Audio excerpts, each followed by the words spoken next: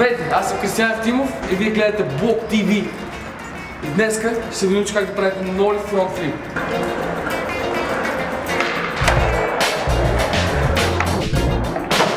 Така, значи, първо, за да искате да направите ноли фронт флип, трябва да можете да ноли. Второ, трябва да можете да ноли фронт сайд. И трето, трябва да можете да ноли флип.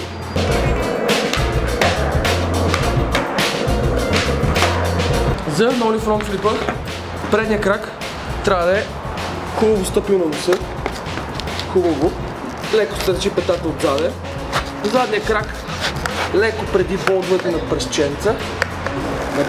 И тогава идва чупването с изритка. Много важно е, когато сте си намесили краката вече, точно преди да чупнете, тежестта ви трябва да е изцяло изправена, не трябва да се облягате назад. Тежестта ви трябва да е на едно място. Не трябва да се облягате нито назад, нито напред, нито да се извъртите с рамената. Рамената трябва да са успоредни на краката. Така. И в следващия момент чупването. Чупването е много бавно. Трябва да има леко загребване с предния крак, за да може да завърти да може фронт сайд. Когато чупваш хубаво с предния крак, с задния изритваш, то само отива човек на ноли фронт флипа и много малко.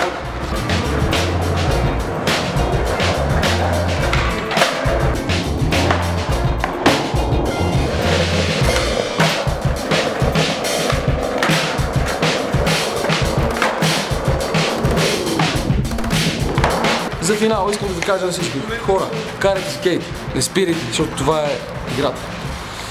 Много тренировки, много усилия трябва да се полагат, много падане ще има, но това е. Ако няма падане, няма и трикове. За Бог Forever, man.